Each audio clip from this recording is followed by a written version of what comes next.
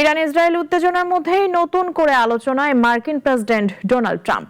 নেতানিয়াহুকে উদ্দেশ্য করে তিনি বলেছেন, যুক্তরাষ্ট্র যে চুক্তি করবে তা মেনে নেওয়া ছাড়া তার কোনো বিকল্প নেই। একই সঙ্গে ইরানকে আলোচনায় ফেরার আহ্বান জানিয়েছেন ট্রাম্প। মধ্যপ্রাচ্যে চলমান উত্তেজনার মধ্যেই ইসরায়েলের প্রধানমন্ত্রী বেঞ্জামিন নেতানিয়াহুকে নিয়ে কঠোর মন্তব্য করেছেন মার্কিন president Donald Trump. The financial টাইমসের প্রতিবেদনে বলা হয়েছে, যুদ্ধবিরতির মধ্যেই ইসরায়েলে ইরানের ক্ষেপণাস্ত্র হামলার পর ট্রাম্প এই মন্তব্য করেন। তার দাবি, এই অঞ্চলের গুরুত্বপূর্ণ সিদ্ধান্ত এখন মূলত যুক্তরাষ্ট্রই নিচ্ছে। ফলে ইরানের সঙ্গে যুক্তরাষ্ট্র যে ধরনের সমঝোতা বা চুক্তিতে পৌঁছাবে, নেতানিয়াহুকে তা মেনে নিতে হবে। ট্রাম্প আরও বলেন, ইসরায়েলের ওপর ইরানের হামলা তার কূটনৈতিক অবস্থান পরিবর্তন করেনি, বরং তিনি এখনও একটি সমঝোতায় পৌঁছানোর পক্ষেই রয়েছেন। তার ভাষায়, ক্ষেপণাস্ত্র হামলার কারণে চুক্তির সম্ভাবনার ওপর কোনো প্রভাব পড়েনি। ইরানকে সরাসরি বার্তা দিয়ে ট্রাম্প বলেন, ক্ষেপণাস্ত্র হামলা বন্ধ করে আবারও আলোচনা টেবিলে ফিরে আসা উচিত।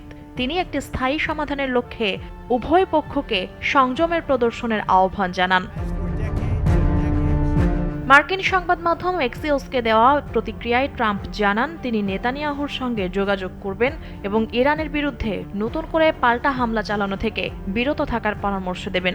তার মতে, উভয় পক্ষই নিজেদের অবস্থান প্রদর্শন করেছে, এখন সংঘাত আর না বাড়ানোই শ্রেয়।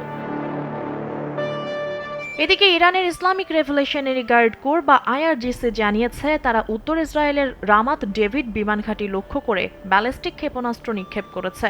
সংস্থাটির দাবি, দক্ষিণ লেবানন ও বৈরুতের উপকণ্ঠে ইসরায়েলি হামলার জবাব হিসেবেই এই পদক্ষেপ নেওয়া হয়েছে।